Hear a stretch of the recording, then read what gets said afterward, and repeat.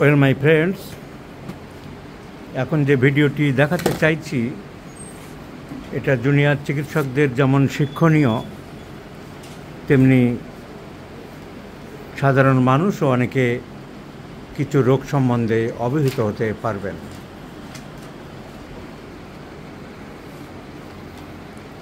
The central nervous system, আমরা জানি the central nervous system means brain and spinal cord. একে বলা হয় central nervous system. This is a picture of a brain, এবং brain থেকে নিচে প্রলঙ্গেশন হয়ে যেটা নেমেছে পিঠের শিরদাঁড়ার মধ্যে দিয়ে ভার্টিব্রাল কালামের মধ্যে দিয়ে, তাকে আমরা বলি স্পাইনাল কর্ড। একটা লেভেল পর্যন্ত এসেছে, তারপরে এটা ঘোড়ার লেজের মতন, গরুর লেজের মতন ভাগ হয়ে গেছে অনেক। তাদের নাম আছে কর্ডা ইকুইনা ইটসেট্রা। এখন এই যে স্পাইনাল কর্ড, এর সাথে ব্রেনের ডাইরেক্ট কমিউনিকেশান মানে একটা গাছের সবথেকে বড় মূল শাখা বা মূল শিকড় আমরা বলতে পারি স্পাইনাল কর্ড। তাই এই পিঠে ঘুষি মারলে, কিল মারলে বা পড়ে গেলে, এই পিঠে কোনো আঘাত লাগলে তার সাথে ব্রেনের একটা রিলেশান থেকে যায়।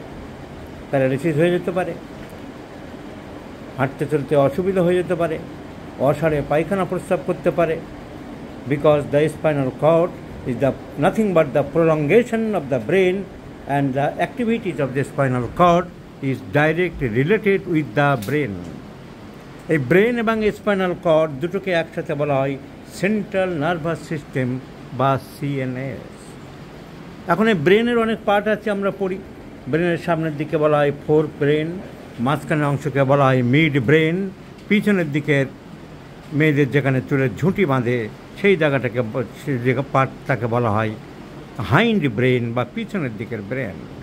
এবার প্রত্যেকটা ব্রেনের অনেক পার্ট আছে। সামনের দিকে থাকে সেরিব্রাল কর্টেক্স, আমাদের মেমোরি এরিয়া, হাসি, কান্না, সুখ, দুঃখ, স্মৃতিশক্তি সব কিছু সেখানে থাকে, বিভিন্ন এরিয়াতে ভাগ করা থাকে। মাঝখানের অংশগুলোরও অনেক রকম ভাগ আছে, তাদের অনেক কাজ আছে।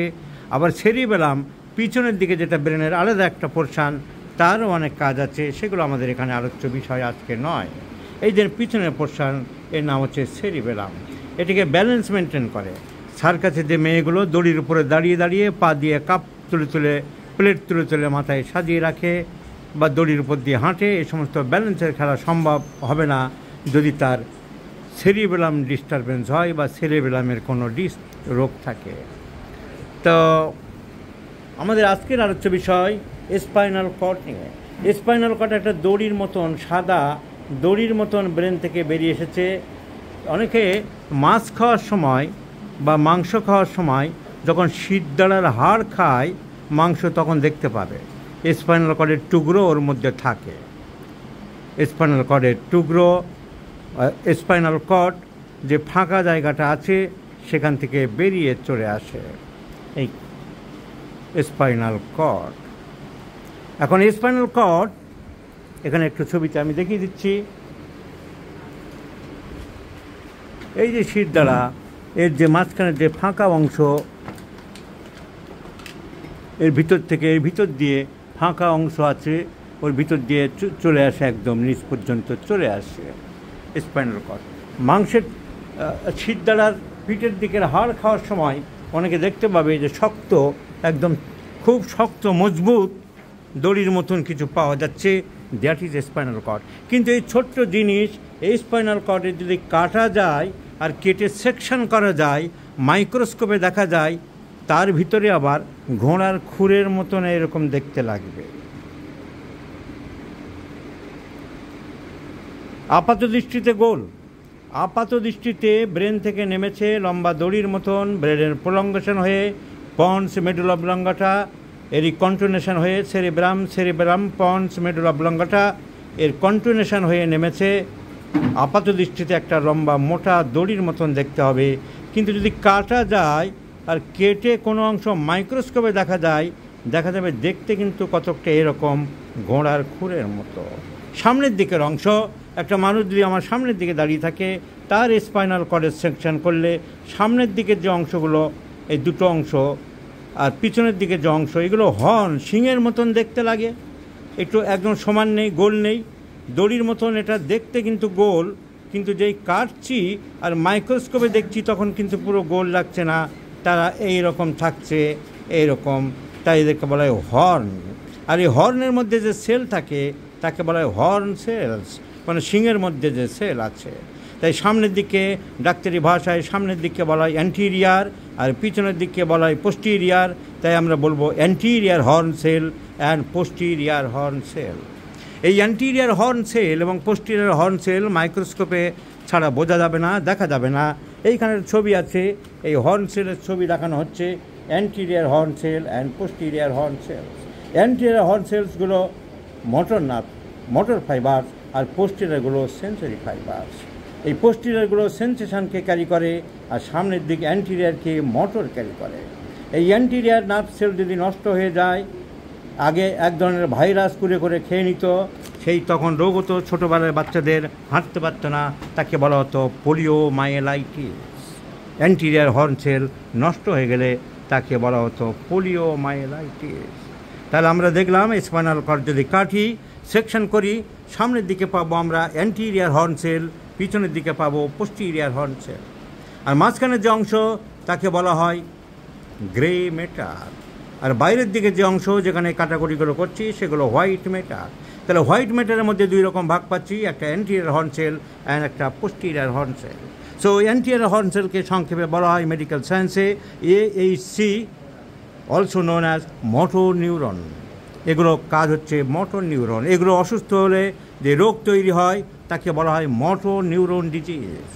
So the motor neuron disease are the progressive degenerative condition that affect the motor neurons of the spinal cord, I mean the anterior horn cell.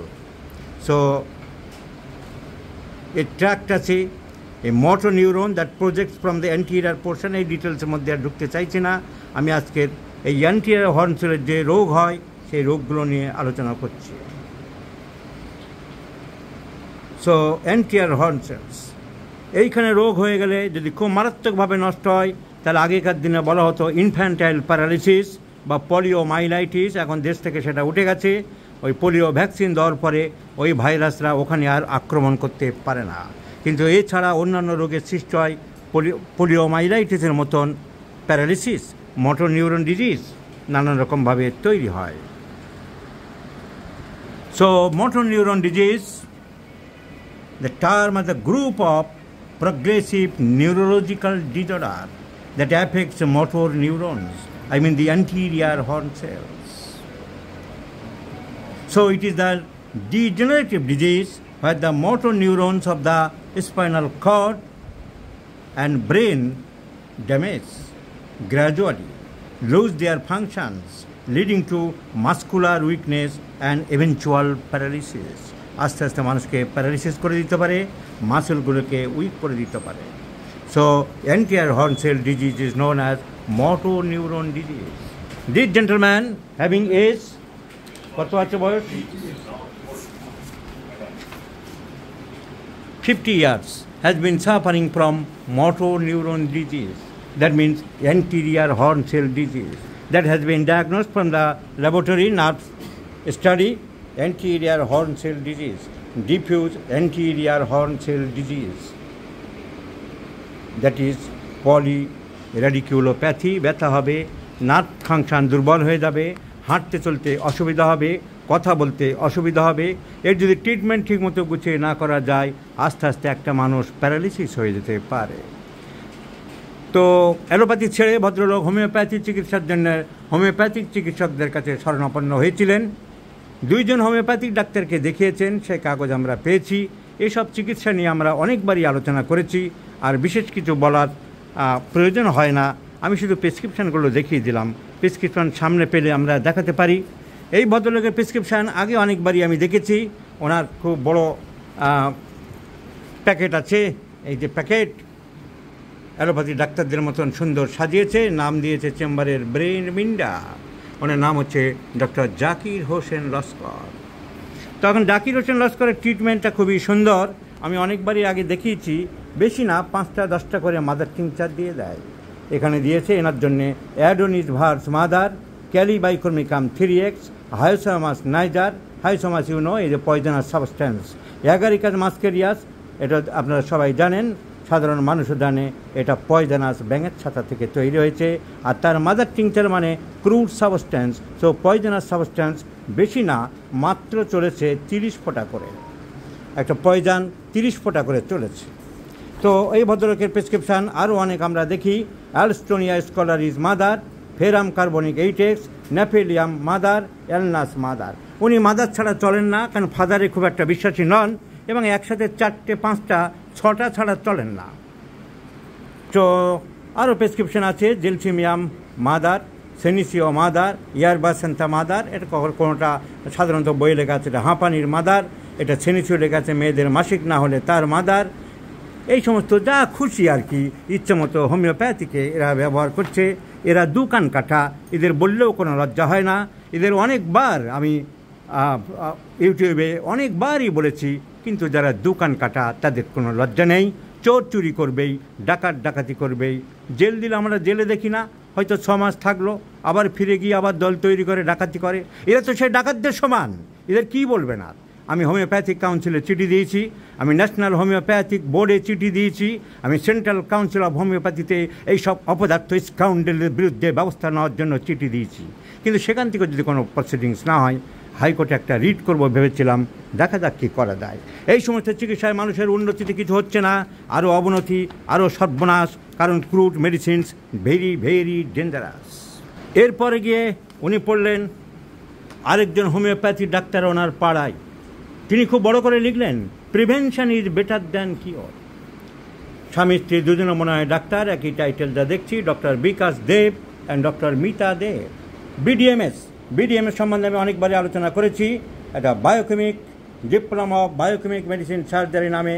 এরা হোমিওপ্যাথিক ডাক্তার নয়, হোমিওপ্যাথিক চিকিৎসা নয়, হোমিওপ্যাথিক চিকিৎসার নামে গল ঘরের মতন যেখানে সেখানে এরকম গজিয়ে উঠছে আর এরকম বসে যাচ্ছে হোমিওপ্যাথির নাম দিয়ে। এদের সংগঠন আছে, বায়োকেমিক অ্যাসোসিয়েশন নাম দিয়ে চালায়, কিন্তু তাদের অ্যাসোসিয়েশন হলে, কলেজ হলে 12টা বায়োকেমিক ওষুধ, হ্যানিম্যানের ওষুধ 12টা নিয়ে এক ভদ্রলোক বলেছিল এই 12টায় রোগ সারবে। পাগলের প্রলাপ ছাড়া কিছু নয়, 12টা ওষুধ দিয়ে কোনো দিন রোগ সারানো যায় না। কিন্তু সেই হোমিওপ্যাথি শব্দ বাদ দিয়ে সেই নাটক করে, এই ধরনের কলেজ করে, খাটাল তৈরি করে সেখান থেকে কিছু টাকা লুটছে, এরা বেরিয়ে হোমিওপ্যাথিক প্রেসক্রিপশন করছে। এই আমি দেখিয়ে দিলাম, এও 5টি 10টি করে একসাথে চালিয়ে গেছে স্বামী স্ত্রী দুজনের মিলে। 12টা না দিলে 14 জনের হয় না। স্বামী যদি 6টা দেয় তাহলে ওয়াইফ 6টা দেবে, দুজনে 6 12টা চালিয়ে গেছে। কোনিয়াম ম্যাকুলেটাম একটা মারাত্মক বিষ, সবার জানা আছে। গ্রিক দার্শনিক সক্রেটিসকে এই বিষ দিয়ে হত্যা করা হয়েছিল। সেই কোনিয়াম ম্যাকুলেটাম চলেছে 1000 পাওয়ার দিনের পর দিন, চলেছে রুটা, থাইরয়েডিনা, মার্টিকা ইউরেন, সেক্লালাবাক, আবার কোনিয়াম ম্যাকুলেটাম, সেই বিষ, রুটা, থাইরয়েডিনা, মার্টিকা, নানান রকম চলেছে। এই চালিয়ে গেছে 5টা 10টা করে। তাই আমি এদের বলছিলাম যে আপনারা এদের ঠিকানা কী করে পান, যান কী করে? বলে আমরা সাধারণ মানুষ কী করে জানবো, কোথায় যাব, কী করব? তাহলে কী দেখলাম আমরা দেখলাম যে বায়োকেমিক শব্দে ব্যবহার করে 5টা 10টা 15টা করে ওষুধ যথেচ্ছাচার ব্যবহার করে চলেছে, মানুষের ক্ষতি করে চলেছে। আমরা দেখলাম কোনো ছদ্মবেশী মাল পিএইচডি লিখে বড় বড় প্যাকেট বানিয়ে আর 10টা 15টা বিষাক্ত মাদার মানুষকে খাইয়ে চলেছে। রোগ সম্বন্ধে বোঝে না, রোগের কোনো আইডিয়া নেই, প্র্যাকটিস অফ মেডিসিন জানে না, মাদ বিষাক্ত ওষুধ খাইয়ে চলেছে। এদের বিরুদ্ধে কনজিউমার্স ফোরামে আমি যেতে বলেছি বারবার মানুষদেরকে, মানুষ যায় না, হোমিওপ্যাথিক কাউন্সিল স্টেপ নেয় না। আমার কি করার আছে? এরপর থেকে এদেরকে চিকিৎসা করতে গেলে তো রোগ সারবে না, কারণ আর্টিফিশিয়াল ড্রাগ ডিজিজ হয়ে গেছে। যেটা ন্যাচারাল ডিজিজ ছিল সেটা আর্টিফিশিয়ালে পরিণত হয়ে গেছে। আপনি একটা তরকারি রান্না করতে, একটা কোনো ভদ্রমহিলা তরকারি রান্না করতে চাইছিল, যা পরিমিত মশলা যেমন দেওয়া দিচ্ছিল, আরেকজন কোত্থেকে জুটে এসে 1 হাতা লবণ দিয়ে দিল, 2 হাতা হলুদ দিয়ে দিল, 3 হাতা ক্যাপসিকাম গুঁড়ো দিয়ে দিল, তাহলে সে তরকারির কী অবস্থা হবে? সেই সুস্থ তরকারি আর থাকলো না। এই মানুষকে সর্বনাশ করে চলেছে। দে আর দ্য বাস্টার্ড। এদেরকে বাস্টার্ড বলে সম্বোধন করেছে ভালো ভালো হোমিওপ্যাথিক চিকিৎসকরা। এবং এও বলেছে, when in the age of therapeutic nihilism, when these types of bastards are being practiced being as a homeopath, fostering as a homeopathic, its survival will come only through the comprehensive study of organon.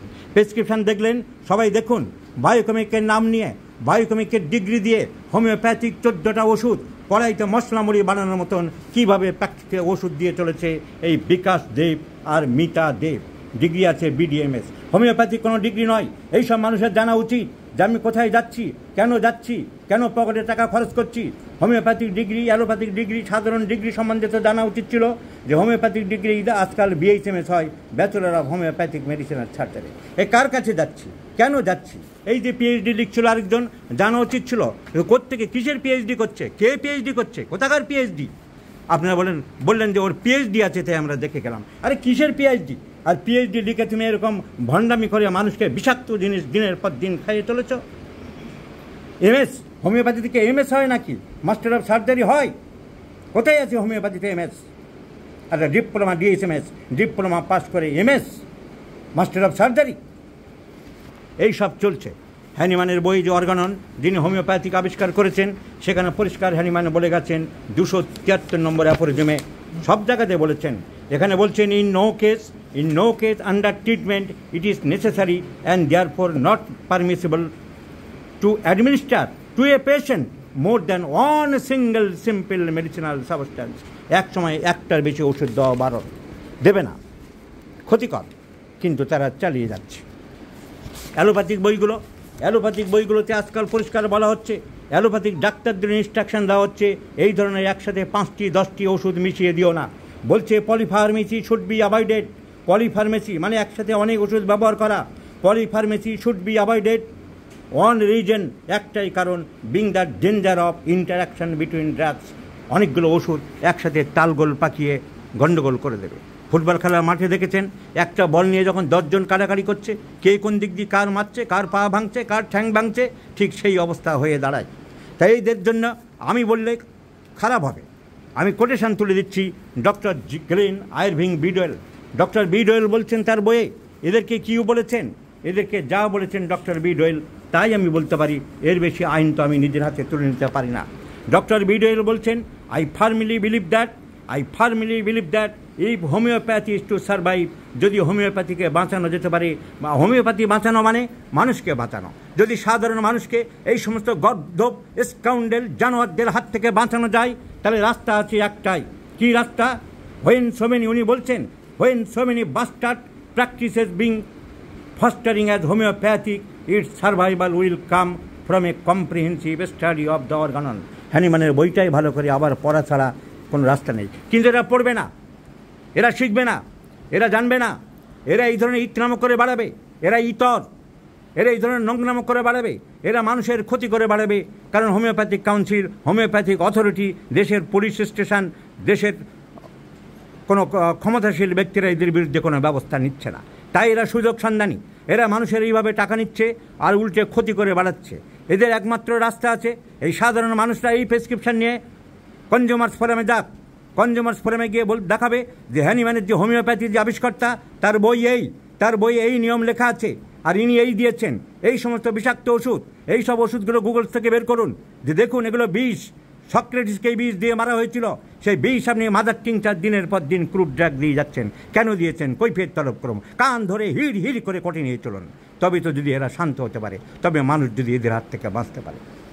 Now the treatment part by me, আমি কি চিকিৎসা করবো? আর এইসবের পরে ওষুধে কাজ করবে কি? এরপরে কে কোনো ওষুধে কাজ করতে পারে? এইরকম 20টা 25টা করে ওষুধ দিয়েছে, এই যে বায়োকেমিকের নাম করে হোমিওপ্যাথিক 25টা 30টা করে ওষুধ দিয়েছে। আমি চোখের সামনে দেখিয়ে দিলাম 20টা 30টা করে ছাড়া ওষুধ দেয়নি এই মিতা দেব আর এই বিকাশ দেব। হোমিওপ্যাথির বোঝে না, হোমিওপ্যাথির কিচ্ছু জানে না, হোমিওপ্যাথির নীতি মানে না, হোমিওপ্যাথির দর্শন জানে না। আর এর তো অনেকবারই দেখেছি, এই ব্রেন মিন্ডা, এই জাকির হোসেন, এর অনেকবারই দেখেছি এগুলো হোমিওপ্যাথিক চিকিৎসা নয়। 1টা 2টো 3টে 4টে করে মাদার টিংচার ক্রুড মেডিসিন দিয়ে গেছে, বিষাক্ত ওষুধ দিনের পর দিন খাইয়ে গেছে।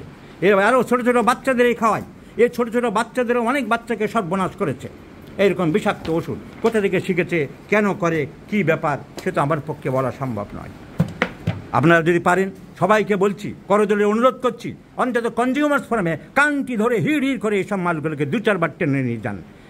তারা দেখাক যে তারা এই চিকিৎসা কোথায় পেয়েছে, জজকে দেখাক, বিচারককে দেখাক। সে তো আপনারা করছেন না, আমি আর কি করতে পারি? এই ভদ্রলোকের এই যে অ্যান্টিরিয়র হর্ন সেল ডিজিজ হয়েছে, এই যে হাঁটতে পারছে না, চলতে পারছে না, প্যারালিসিসের মতন অবস্থায় এসে দাঁড়িয়েছে, একটু হেঁটে দেখান দেখি। এ তো আরও সর্বনাশ করে দিয়েছে এই সব গর্দভগুলো, এই সব স্কাউন্ডেলগুলো, এই সব হোমিওপ্যাথির কলঙ্কগুলি। 3 বছর 4 বছর ধরে এইরকমভাবে পলিফার্মেসি করে আর বিষাক্ত ওষুধ কোনো লক্ষণ ছাড়া খাইয়ে সর্বনাশ করেছে। এনার রোগের কারণ কি? এনার রোগের কারণ একটাই, ছোটোবেলায় গন্ধক দিয়ে ওনার চিকিৎসা করা হতো, নারকেল তেলের সাথে গন্ধক দিয়ে চর্মরোগ হতো বারবার, আর ওনার মা গন্ধক দিয়ে, নারকেল তেলের সাথে গন্ধক দিয়ে লাগাতো। এই কথা আপনি বলেছেন। সো সাপ্রেশন অফ অয়েনমেন্ট, চাপা দেওয়া। আমরা বিশ্বাস করি যে চাপা, সাপ্রেশন বিভিন্ন রোগের সৃষ্টি করে। অনেক রোগ চাপা দিয়ে মানুষ এগিয়ে চলে, সভ্যতার খাতিরে, ভদ্রতার খাতিরে, সামাজিকতার খাতিরে, পারিপার্শ্বিকতার খাতিরে আমরা মনে এবং শরীরে রাত দিন এমন অনেক কিছু চাপা দিয়ে চলি। কিন্তু সেই চাপা দেওয়া জিনিস মানুষকে সহজে ছেড়ে দেয় না। এই সব চাপা দেওয়া জিনিসগুলো অরুণ রথের তরুণ সারথীর মতন দাঁড়িয়ে মানুষের ক্ষতি করতে থাকে সামনে পিছনে। তাহলে history of suppression of skin disease. আর ডিজায়ার ফর সুইটস, আগে প্রচণ্ড মিষ্টি খেত, এখন একটু কম খাই। একথা আপনি বলেছেন। কি বলেছেন? Suppression of skin disease and tremendous desire for sweets, এই দুটো সিমটমই ইন্ডিকেট করে সালফারকে। ওনার ওয়াইফকে জিজ্ঞাসা করলাম যে বলুন আপনার স্বামীকে জিনিসপত্র গুছিয়ে টিপটাপ করে রাখে না ছড়িয়ে ছিটিয়ে রাখে, পরে করবো এরকম ভাব? কি বলেছেন আপনি? গুছানো পরিষ্কার লোক আপনি সার্টিফিকেট দিতে পারছেন না। So not neat and clean. So the person is not neat and clean. There is a strong suppression of skin disease by the sulfur and tremendous desire for sweets since past. Sulfur is the choice of medicine. সেখানে শুধু sulphur না দিয়ে একটা মাত্র ওষুধ, সেইটাই পোটেনটাইজ হয়েছে না দিয়ে কি করেছে বাঁদরের দল? বাঁদরামো করে গেছে। কি করেছে ইতরের দল? ইকরামো করে গেছে। কি করেছে স্কাউন্ডাল দল? ছেলে খেলা করে গেছে। একটা মানুষের জীবন নিয়ে ছেলে খেলা করেছে। কৈফিয়ত চাওয়ার অধিকার আপনাদের আছে, আপনারা কৈফিয়ত চান না, তাই এসব স্কাউন্ডালরা মাথায় উঠে যায়। So my friends, let's prescribe sulphur in 50 millisimal scale of potencies and let's see the result.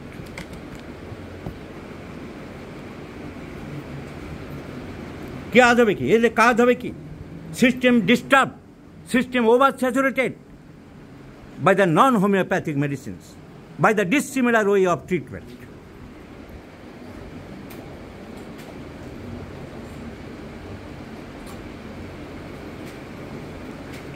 Now I have given on the single medicine, active medicine, sulfur, যে গন্ধক দিয়ে সাপ্রেশন করা হয়েছিল সেই গন্ধকের পোটেন্টাইজ এবং তার সিমটম মিলছে, সেই জন্যে আমি দিচ্ছি দিনে 2 বার করে। Let's see the result my friends, I shall share with the result. Please stay with me, stay with my YouTube channels.